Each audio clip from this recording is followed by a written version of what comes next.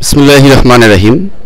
Computer hardware assembling ও trouble শুটিংয়ে দক্ষ হওয়ার জন্য একদিকে যেমন সফটওয়্যার সম্পর্কে ধারণা থাকা প্রয়োজন, অন্যদিকে হার্ডওয়্যারের বিভিন্ন ডিভাইস বা যন্ত্রাংশ সম্পর্কেও ধারণা থাকা প্রয়োজন। এখন আমরা কম্পিউটারের হার্ডওয়্যারের বিভিন্ন ডিভাইস বা যন্ত্রাংশ সম্পর্কে পরিচয় তুলে ধরব। এটি হচ্ছে কম্পিউটারের একটি মাদারবোর্ড বা মেইনবোর্ড, যেটির মধ্যে বিভিন্ন যন্ত্রাংশকে সংযোজন করা হয়। তো বাজারে বিভিন্ন ধরনের মাদারবোর্ড পাওয়া যায়, যেমন ইন্টেল, এএমডি, সাইরিক্স, রেড ফক্স ইত্যাদি কোম্পানির। তো আমার হাতে যেটি রয়েছে এটি একটি ইন্টেল কোম্পানির মাদারবোর্ড। এরপর আমার হাতে যেটি রয়েছে এটি একটি প্রসেসর, ইন্টেল পেন্টিয়াম প্রসেসর। এরপরে যেটি রয়েছে সেটি হচ্ছে একটি র্যাম, এসডি র্যাম।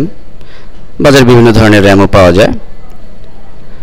এরপর আমার হাতে যে ডিভাইসটি রয়েছে তা হচ্ছে একটি এজিপি কার্ড বা ডিসপ্লে কার্ড, যেটির মাধ্যমে মনিটরে ডিসপ্লে আসে। তো এই ডিসপ্লে কার্ডও বিভিন্ন ধরনের বাজারে রয়েছে।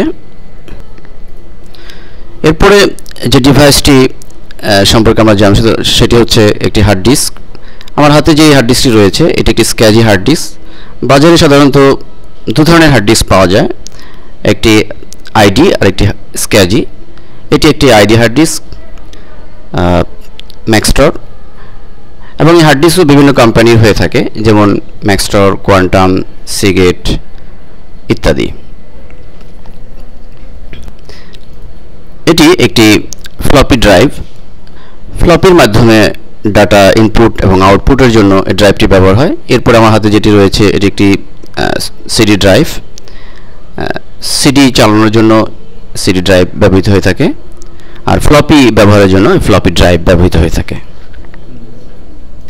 এতক্ষণ আমরা যে ডিভাইস সম্পর্কে জানলাম এগুলো হচ্ছে কম্পিউটারের ইন্টারনাল বা আভ্যন্তরীণ ডিভাইস। এখন আমরা জানব বাহ্যিক যে ডিভাইস, যেমন কিবোর্ড, মাউস, সিপিইউ এবং মনিটর। ধন্যবাদ সবাইকে।